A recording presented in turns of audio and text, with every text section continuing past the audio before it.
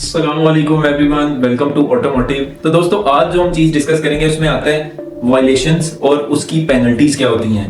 क्योंकि ये पता होना बहुत ज़रूरी है हमें कि नॉर्मली हमें पता ही नहीं होता कि कौन कौन से वायलेशंस हैं और उसकी पेनल्टीज कितनी होती हैं। नॉर्मली जैसे हेलमेट पे 2000 का चालान कर दिया गया हुआ है, और जब रॉन्ग वे आते हैं उस तरह से उस पे भी FIR भी है और उस पे भी 2000 का चालान है, और बगैर ड्राइविंग लाइसेंस के चलाना गाड़ी उस पे भी 2000 का चालान कर देते हैं।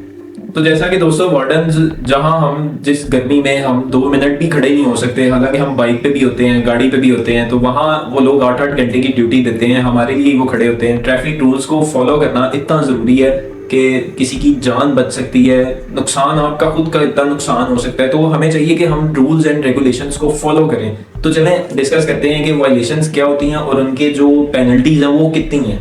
तो दोस्तों, सबसे पहले इसमें आती है exceeding the speed limit. Speed limit जो जैसा कि कैनाल रोड पे 70 की लिमिट है, तो 70 अगर क्रॉस करते हैं तो बाइक वाले बंदे को 200 रुपया जुर्माना होता है, और जो गाड़ी पे है उसको 500 रुपया जुर्माना हो सकता है। तो बजाय कि हम किसी मुश्किल में पड़े, तो हमें चाहिए कि हम लोग उस चीज को फॉलो करें, ताकि हम 60 की स्पीड पे हम उसको फॉलो करते हुए जहां भी जिस रोड की भी जो भी स्पीड लिमिट है हमें उसको फॉलो करना चाहिए।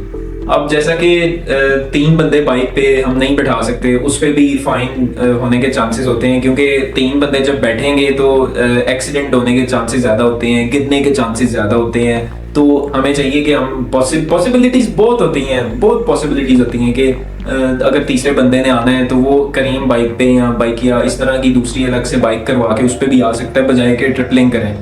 तो इस पे बाइक वाले को 200 जुर्माना होता है, और जो दूसरी ट्रांसपोर्टेशन है उस पे 500 रुपये जुर्माना हो सकता है। दोस्तों, इसके बाद जो तीसरे नंबर पे आता है वो आता है सिग्नल्स की वायलेशन। वो बेशक मैनुअली है या वार्डन खड़े होकर आपको साइन वगैरह दे रहा है, या वो सिग्नल इलेक्ट्रिक चल रहा है, अगर हम उसकी वायलेशन करते हैं तो उस पे बाइक वाले बंदे को 200 रुपया जुर्माना होता है और गाड़ी वाले बंदे को 500 रुपया जुर्माना होता है। और इससे जब बड़ी व्हीकल पे आते हैं तो ऑब्वियसली उसका जो वायलेशन का जो बड़ी व्हीकल्स हैं उनका जो पेनल्टी है वो ऑब्वियसली बढ़ती जाएगी उस हिसाब से। तो दोस्तों, हमें चाहिए कि हम सिग्नल्स को खास तौर पे फॉलो करें, क्योंकि आजकल आपके सामने कितने एक्सीडेंट्स होते हैं जो कि सिग्नल तोड़ने की वजह से होते हैं, सिग्नल की वायलेशन होती है और गलत वो टर्न ले रहे होते हैं, रॉन्ग वे आ रहे होते हैं, तो इस वजह से एक्सीडेंट होने के बहुत ज्यादा चांसेस है, तो हमें ख्याल रखना चाहिए। तो दोस्तों, चौथे नंबर पे जो आता है वो आता है ओवरलोडिंग। जैसे मैं बाइक पे ट्रैवल कर रहा हूँ और मैंने सामान अपने से भी ऊपर रखा हुआ है जो हवा में जा रहा है, और अगर किसी गुड्स व्हीकल जैसे किसी ट्रांसपोर्ट हो गई किसी प्रोडक्ट की, उसको ओवरलोड किया हुआ है, तो उस पे 500 जुर्माना हो सकता है, और बाइक वाले को 200 रुपया जुर्माना हो सकता है उसमें। और 5वें नंबर पे जो आता है दोस्तों, उसमें आता है लाइट्स। गाड़ी की हेडलाइट्स और टेल लाइट्स हमें दोनों को ऑन और एक्टिव रखने की जरूरत है, क्योंकि रात के टाइम जब हम ट्रैवल कर रहे हैं तो नहीं पता चलता कि गाड़ी आगे कौन सी है या पीछे कोई आ रहा है नहीं आ रहा है, ब्रेक लगा दें तब तो एक्सीडेंट होने के चांसेस ज्यादा होते हैं। तो इसी तरह बाइक का अगर हम वायलेशन करते हैं इस तरह की तो 200 रुपया जुर्माना उसका होता है, और अगर गाड़ी के इस तरह से कोई वायलेशन करते हैं तो उस पर 300 रुपया जुर्माना होता है। तो छठे नंबर पे जो आता है दोस्तों, वो रॉन्ग साइड पे जाना। मतलब जो आने वाली रोड है अगर हम उस पर बाइक या गाड़ी लेकर जाते हैं तो वो बहुत बड़ी वायलेशन है, नहीं करनी चाहिए, क्योंकि इसके कॉन्सिक्वेंसेस बहुत ज्यादा है। एक्सीडेंट हो सकता है, जान जा सकती है किसी की या आपकी। तो इसका जो बाइक वाला है उसका भी सेम है और गाड़ी वाला है उसका भी सेम चालान है, जो कि 2000 रुपये आता है। तो दोस्तों, जो 7वें नंबर पे आता है वो आता है टिंटेड ग्लास, जो कि ब्लैक पेपर हम लगा लेते हैं ताकि अंदर धूप ना, हम तो कुछ लोग धूप की वजह से भी लगाते हैं, लेकिन वो भी नहीं लगा हुआ है, हम वो भी नहीं लगा सकते। अगर हम वो लगाते हैं तो उस पे एक तो दफा 144 है 144, और इसके अलावा उस पे 2000 का चालान भी मुकर्रर कर दिया गया हुआ है। तो हमें चाहिए कि यार हम ना ही इस चीज की तरफ जाएं जो कि अलाउ नहीं है। तो हम सिंपल भी गाड़ी चला सकते हैं, या हम वो विंड्स लगा सकते हैं, जैसे वो जालियां सी ब्लैक सी मिलती हैं, हम वो भी लगा सकते हैं, तो ताकि उसको रिमूव कर सके हम जब भी कुछ इस तरह का मामला आता है। तो 8वें नंबर पे जो आता है वो आता है लाइन और लेन और जेब्रा क्रॉसिंग की वायलेशन। अगर हम सिग्नल पे खड़े हैं तो हम थोड़ा सा लाइन से अगर आगे जाते हैं तो बाइक वाले का उस पर 200 रुपया चलाना है और गाड़ी वाले का उस पर 300 रुपया चलाना है। तो हमें चाहिए कि हम थोड़ा पेशेंस रखें, हम वहीं खड़े रहें, तो किसी को इससे मसला भी ना हो, ना हमें किसी से कोई मसला हो।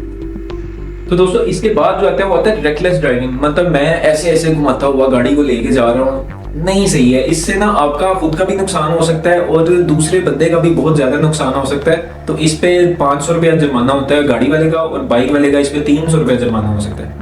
अब जैसा कि मैंने आपको बताया कि ड्राइविंग लाइसेंस के बगैर अगर हम गाड़ी या बाइक चलाते हैं तो गाड़ी पे उसका जो जुर्माना है वो 2000 रुपये जुर्माना हो सकता है, और बाइक वाले पे होता है 200 रुपया जुर्माना। तो हमें ड्राइविंग लाइसेंस या तो बनवा लेना चाहिए, अगर आपकी 18 साल से ज्यादा उम्र हो गई है तो आपको बनवा लेना चाहिए, क्योंकि ये टाइम पे बनवा लेना चाहिए। और इसका अगर कोई पेडेस्ट्रियन गुजर है तो अगर आपको वो लग गया है तो नुकसान फिर आपने झेलना होगा, ना कि उस बंदे ने। उस बंदे का तो नुकसान हो जाएगा। तो इसलिए हमें चाहिए कि ड्राइविंग लाइसेंस बनवाएं ताकि हम दूसरों की सेफ्टी का भी ख्याल रखें और अपनी सेफ्टी का भी ख्याल रखें। तो दोस्तों इसके बाद जो आता है वो आता है हॉर्न। अगर म्यूजिक वाले हॉर्न है या वो माइक पे बोलने वाला हॉर्न है तो उस पे भी आपको फाइन हो सकता है, जो कि गाड़ी वाले का भी 200 है और बाइक वाले का भी 200 है। अब जैसा कि मैंने कल जो वीडियो अपलोड की थी उसमें मैंने वो स्मोक का डिस्कस किया था, और गाड़ी का जो धुआं होता है, अगर वो धुआं आपकी गाड़ी से निकल रहा होता है तो उस पर भी 2000 का चालान आपको हो सकता है। मेरे साथ एक दफा हुआ था कि मेरी गाड़ी का इंजन जो है वो सीज हो गया था और उसने धुआं देना शुरू कर दिया, बिल्कुल खत्म हो गया था वो इंजन। तो मुझे अंदाजा हो गया था, तो उसके बाद से मैंने भी एहतियात करनी शुरू कर दी। तो दोस्तों इसके बाद अगर हम अनरजिस्टर्ड व्हीकल चला रहे हैं, बाइक है, गाड़ी है, तो उसका भी सेम चालान हो सकता है, और उसका जो पेनल्टी है उसकी वो 200 रुपीज है दोनों की। और उसकी जो पेनल्टी है वो बाइक वाले की 200 है, और 500 जो आती है वो आती है गाड़ी वाले की। तो दोस्तों इसके बाद जो आता है वो आता है एज लिमिट। अगर एज 18 ईयर्स से पहले मैं अगर गाड़ी निकाल लेता हूँ तो उस पे भी 500 रुपया जुर्माना हो सकता है गाड़ी वाले को, और बाइक वाले को 200 रुपया जुर्माना हो सकता है। तो जैसा कि हम गाड़ी जब चला रहे होते हैं या बाइक चला रहे होते हैं तो उस पे फोन यूज करना, फोन की तरफ ध्यान सारा रहना, तो इससे खुद का भी नुकसान है, दूसरे का भी नुकसान है। इस पे दोस्तों 500 रुपया जुर्माना गाड़ी वाले को होता है और 200 रुपया जुर्माना बाइक वाले को भी हो सकता है। अब जैसा कि हम गलियों में ट्रैवल करते हैं तो गलियों में हम स्ट्रीट्स के अंदर सीट बेल्ट तो नहीं ना बांधेंगे, तो इसी तरह हमने जब मेन रोड पे निकलना है तो हमने सीट बेल्ट का खास ख्याल रखना है कि जब उस रोड पे निकले तो हमने सीट बेल्ट निकलने से पहले उसको जरूर बांधना है। अब इसी तरह गलत जगह पे पार्क कर देना, उस पे बाइक और गाड़ी दोनों का 2000 रुपया चालान हो सकता है। तो इस पे खास ख्याल रखना चाहिए। हम कहीं भी गाड़ी खड़ी करके बस चले जाते हैं, और या तो कई जगहों पे पार्किंग की जगह भी नहीं होती है, हमें खुद भी समझ नहीं आती कि यार कहाँ खड़ी करें, तो उन केसेस में थोड़ा हो सकता है। बट हमें ख्याल रखना चाहिए कि पार्किंग जहाँ पे है हम वहीं पे खड़ी करें गाड़ी। तो दोस्तों ये एक लिस्ट थी जो मैंने आपके साथ शेयर की। उम्मीद करता हूँ कि आपको पसंद आएगी, और अगर आपने कुछ शेयर करना है तो कमेंट सेक्शन में आप जरूर शेयर कर सकते हैं। मिलते हैं इंशाल्लाह नेक्स्ट वीडियो में आपके साथ। अल्लाह हाफिज।